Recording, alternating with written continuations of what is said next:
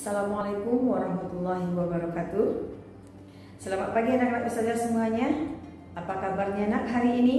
Semoga kalian semua dalam keadaan sehat walafiat ya, dan tetap bersemangat walaupun belajarnya masih di rumah. Alhamdulillahirabbil alamin, bersyukur kita kepada Allah Subhanahu wa taala di hari ini kita masih diberi kesehatan dan diberi kesempatan sehingga kita kembali dapat bertatap muka dalam pembelajaran fikih kali ini. Pada hari ini materi fikih kita adalah tentang sholat bagi orang yang sakit. Namun sebelum kita lanjutkan pelajaran, mari sama-sama kita awali pelajaran kita hari ini dengan membacakan basmalah. Bismillahirrahmanirrahim. Dan kita buka dengan doa sebelum belajar. A'udzubillahi minasyaitonirrajim. Bismillahirrahmanirrahim. Raditu billahi rabbah wa bil islami dina wa bi Muhammadin nabiyya wa rasulah. Rabbi zidni ilman warzuqni fahman. Rabbi shrah li sadri wa yassir li amri wahlul 'uqdatam min lisani yafqahu qawli. Nah, anak-anak ustazah, semoga dengan berdoa apa yang kita pelajari hari ini dapat dipahami dengan baik ya, dan dapat kita amalkan dalam kehidupan kita sehari-hari.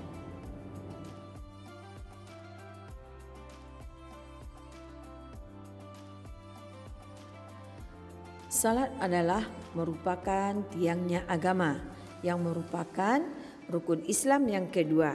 Salat merupakan kewajiban yang harus dilakukan oleh setiap muslim dalam keadaan apapun, baik dalam keadaan sehat maupun dalam keadaan sakit.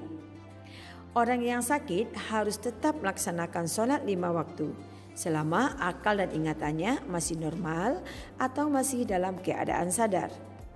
Allah Subhanahu wa taala memberikan keringanan kepada orang yang sakit untuk tetap melaksanakan kewajiban solat sesuai dengan kemampuannya. Nah, bagaimanakah ketentuan solat bagi orang yang sakit? Yang pertama, solat sambil berdiri. Yang kedua, solat sambil duduk. Yang ketiga, solat sambil berbaring. Yang keempat, solat sambil terlentang. Dan yang kelima, solat dengan isyarat. Nah, bagaimanakah tata caranya solat bagi orang yang sakit itu? Yang pertama, solat dengan cara duduk. Duduklah menghadap kiblat dengan posisi iftiras atau duduk tahiyat awal. Kemudian membaca niat sesuai dengan solat yang akan dikerjakan dan dilanjutkan dengan takbiratul ihram dengan mengangkat kedua tangan. Yang kedua, bersedekap di atas dada dengan posisi pergelangan tangan kanan di atas pergelangan tangan kiri. Kemudian membaca doa iftitah, surat Al-Fatihah dan surat-surat pilihan atau surat-surat pendek. Selanjutnya, ruku dengan membungkukkan badan sedikit ke arah depan dengan membaca tasbih ruku atau bacaan ruku. Lalu iktidal, yaitu duduk kembali seperti semula, kemudian membaca tasbih iktidal. Kemudian sujud sebagaimana biasa dan membaca tasbih sujud. Jika kita tidak mampu, maka dengan membungkukkan badan lebih rendah dari ruku, kemudian duduk kembali.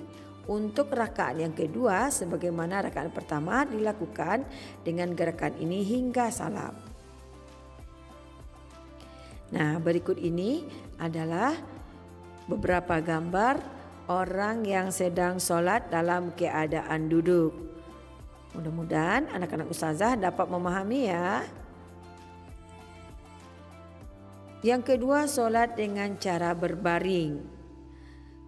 Sholat dengan cara berbaring dapat dilakukan dengan tidur miring di atas rusuk sebelah kanan dengan membujur ke arah selatan. Telinga sebelah kanan tertindih, kepala sebelah kanan pula. Wajah, perut, lutut dan kaki menghadap ke arah kiblat. Berniat sesuai solat yang akan dikerjakan, kemudian takbir seperti biasa. Selanjutnya, untuk melakukan ruku dan sujud cukup dengan anggukan kepala atau dengan menggunakan kedipan kelopak mata.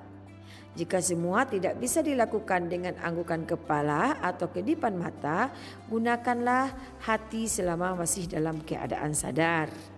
Selanjutnya, nah silakan anak perhatikan, ini adalah gambar orang yang sedang sholat dalam keadaan berbaring. Ya, ini posisi pertama, posisi kedua, posisi ketiga, dan posisi keempat. Selanjutnya adalah sholat dalam keadaan terlentang, sama seperti yang dijelaskan seperti sholat ketika tidur berbaring, ya. Posisinya saja yang berbeda, silakan anak perhatikan. Nah, anak-anak ustazah, Allah memberikan kemudahan kepada kita untuk melaksanakan ibadah sesuai dengan kemampuan kita. Maka dari itu, sholat dalam keadaan duduk atau berbaring ini adalah merupakan keringanan yang diberikan Allah kepada kita umat Islam. Nah, apa hikmahnya? Hikmahnya yang pertama adalah kita dapat mendekatkan diri kepada Allah. Yang kedua, hati menjadi lebih tenang karena kita telah melaksanakan perintah Allah. Yang ketiga, menyadari kemudahan dari Allah Subhanahu wa taala. Yang keempat, mensyukuri nikmat sehat yang diberikan oleh Allah Subhanahu wa taala. Dan yang kelima, meningkatkan keimanan dan ketakwaan kita kepada Allah Subhanahu wa taala. Nah, anak-anak ustazah, dari uraian tadi dapat kita simpulkan bahwa sholat itu wajib dilakukan oleh setiap muslim dalam keadaan apapun. Dan Allah Subhanahu wa taala memberikan kasih sayangnya kepada kita dalam bentuk keringanan dalam melaksanakan ibadah ketika kita dalam keadaan sakit. Nah, tidak ada lagi alasan bagi kita untuk meninggalkan sholat. Mudah-mudahan anak-anak ustazah semuanya dapat memahami pelajaran kita hari ini ya, dan dapat melaksanakannya dalam kehidupan kita sehari-hari. Nah, untuk penugasan, ustazah ingin anak ustazah nanti mempraktikkan bagaimana caranya kita sholat ketika dalam keadaan sakit. Boleh anak ustazah praktikkan dalam keadaan duduk ataupun dalam keadaan berbaring. Bacalah kembali materi yang ustazah sampaikan ini dan praktekkan, kemudian videokan sama mamanya dan kirimkan kepada ustazah. Baik anak-anak ustazah, sekian pelajaran kita hari ini. Semoga anak-anak ustazah dapat melaksanakan tugas yang ustazah berikan ya. Dan mari sama-sama kita tutup dengan mengucapkan hamdalah. Alhamdulillahirabbil alamin. Subhanakallahumma wa bihamdika asyhadu an la ilaha illa anta astaghfiruka wa atubu ilaik. Assalamualaikum warahmatullahi wabarakatuh.